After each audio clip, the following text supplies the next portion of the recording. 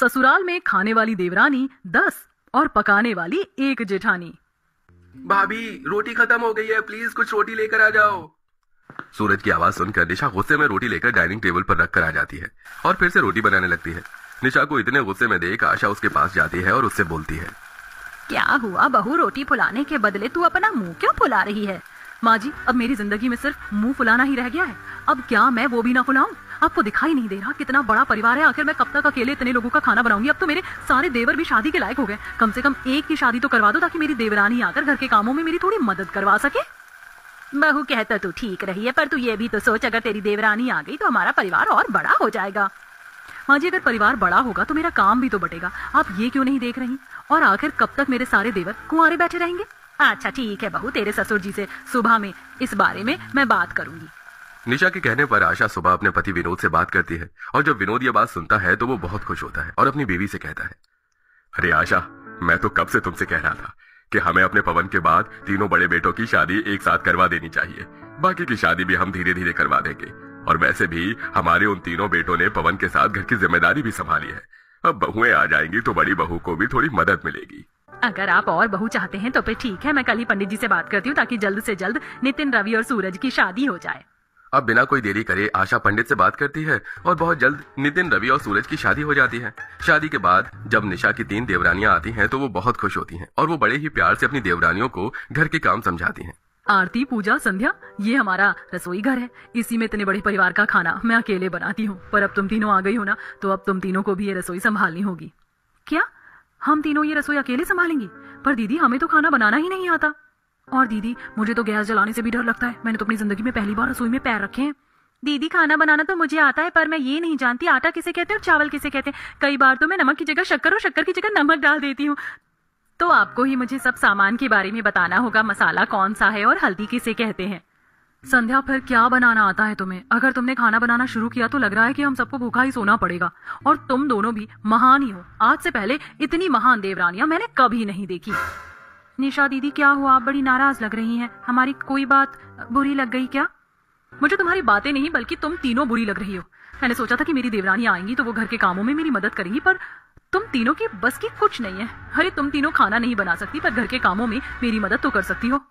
चलो संध्या, तुम सब्जी काटो। आरती, तुम चावल साफ करो और तुम पूजा मेरे साथ खड़ी होकर सबसे पहले गैस जलाना सीखो, वरना पता चला खाना बनाने के बदले तुम किसी दिन हमें ही ब्लास्ट कर दो। निशा अपनी तीनों नई देवरानी की बात सुनकर परेशान हो जाती है और उसकी सारी खुशियां मिट्टी में मिल जाती हैं। पर निशा हार नहीं मानती और अपनी तीनों देवरानियों को रसोई के काम सिखाती है। इस तरह 1 महीना बीत जाता है और इस 1 महीने में भी उन तीनों को घर का एक काम नहीं आता।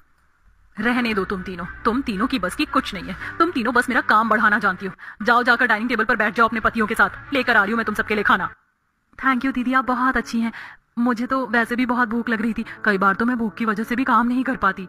दीदी, मैं नहीं चाहती आपको ज्यादा कष्ट हो, इसलिए आप सिर्फ मेरे लिए 4 ही रोटियां बनाना। चलो हम तीनों डाइनिंग टेबल पर चलकर बैठ जाते हैं, दीदी खाना लेकर आ जाएंगी। टेबल पर चलकर बैठ जाते हैं, दीदी खाना लेकर आ जाएंगी। हाँ, दीदी तो नौकरानी है ना, जो इतने लोगों को खाना बनाकर खिलाए। देवरानियों के आने के बाद भी निशा को उनसे कोई मदद नहीं मिलती और अब वो अपनी 3 देवरानियों के लिए भी अलग से खाना बनाती है। समय यूं ही बीतता है और निशा के 3 और देवर अमित, अमन और जतिन की शादी भारती, शोभा और रीता से होती है। और आज उनकी पहली रसोई थी, जिसमें से शोभा और रीता तो अपने हाथ खड़े कर चुकी थी, पर भारती किचन में पहली रसोई बनाने के लिए हामी भरती है। भारती, खाना बना लोगी ना? अगर कुछ ना बना पाओ तो मुझे अभी बता दो ताकि मैं तुम्हारी मदद कर सकूं। दीदी बेफिक्र हो जाओ, मैं बस 10 मिनट में खाना बनाकर लाती हूँ।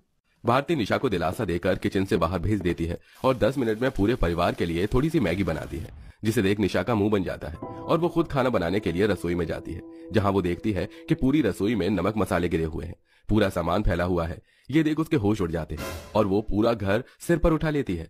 अब समय यूं ही गुजरता है और एक दिन निशा के बाकी बचे 4 देवर अजय, अमर, मोहित और सुनील अपनी शादी की बात घर में छेड़ते हैं, जिनकी शादी की बात सुनकर एक बार फिर निशा की खुशी दोगुनी हो जाती है। अरे मेरे प्यारे देवर जी, तुम चारों ने बहुत सही फैसला लिया। मुझे इन 6 देवरानियों से तो कोई सुख नहीं मिला, पर तुम चारों की बीवियां जब आएंगी तो वो घर के काम करेंगी और मुझे थोड़ा सा आराम मिलेगा। दीदी, भगवान करे आपकी सारी मनोकामना पूरी हो। अब तो मुझे भी बहुत खुशी हो रही है, मेरी भी प्यारी देवरानी आएंगी। अरे बहू, अब ज्यादा खुश मत हो, शादी की तैयारी भी तो करनी है।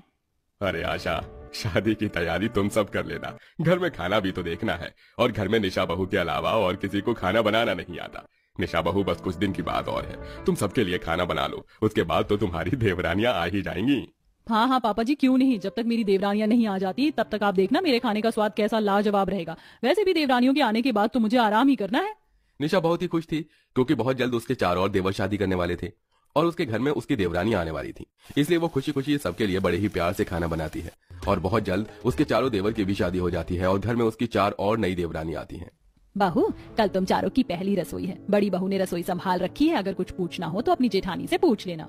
हाँ बिल्कुल भी हिचकिचाना मत। मैं तो कहती हूँ तुम तीनों अभी चलो रसोई में, मैं तुम्हें अभी ही बता दूंगी, क्योंकि इन सब से पूछने का तो कोई मतलब ही नहीं। इन सब में से सिर्फ भारती है जिसको मैगी के अलावा और कुछ बनाना नहीं आता। अगर तुम्हें मैगी बनाना सीखना है तो इससे सीख लेना।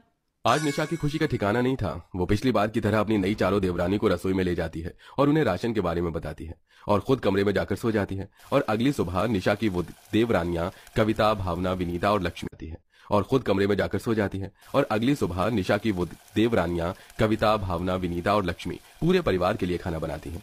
और जब पूरा परिवार खाना खाता है तो मुंह से खाना निकाल देता है। अरे बहू, ये क्या खाना बनाया है? बहू, तूने सब्जी में नमक डाला है या नमक में सब्जी डाल दी है?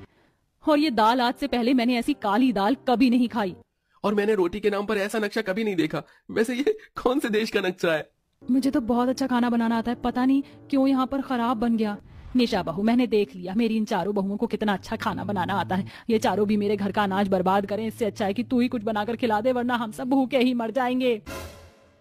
क्या मैं खाना बनाऊं और मेरी 10 देवरानियां बैठकर खाएं? भगवान जी, ये कैसा परिवार मिल गया मुझे। सारी जिंदगी मुझे इन्हें खाना बनाकर खिलाना पड़ेगा। मेरे कितने अरमान थे कि मेरी 10 देवरानियां आएंगी, थोड़ा घर संभालेंगी और मुझे आराम मिलेगा, पर लगता है मेरी किस्मत में आराम ही नहीं है। भाभी प्लीज, शिकायतें बाद में करना, अभी कुछ खाने के लिए दे दो। देखते ही देखते निशा की 10 देवरानियां आ जाती हैं, पर उन 10 को खाना बनाने नहीं आता और बेचारी निशा अपनी 10 देवरानियों के लिए अकेली खाना बनाती है और साथ ही साथ पूरे परिवार के लिए भी। अब समय यूं ही गुजरता है और अकेली निशा परेशान होने लगती है। इसीलिए वो ठान लेती है कि वो अपनी 10 देवरानियों को खाना बनाना सिखाएगी। तुम 10 मेरी बात कान खोल कर सुन लो। मैं तुम 10 को बिठाकर नहीं खिला सकती और ऐसा कोई काम नहीं जो हम ना कर सके, इसलिए जैसा मैं तुम 10 को बोलूं वैसा ही करो। फिर देखना कैसे 10 दिन में तुम सब खाना बनाना सीख जाओगी। हाँ दीदी, हम वैसा ही करेंगे जैसे आप बोलोगी।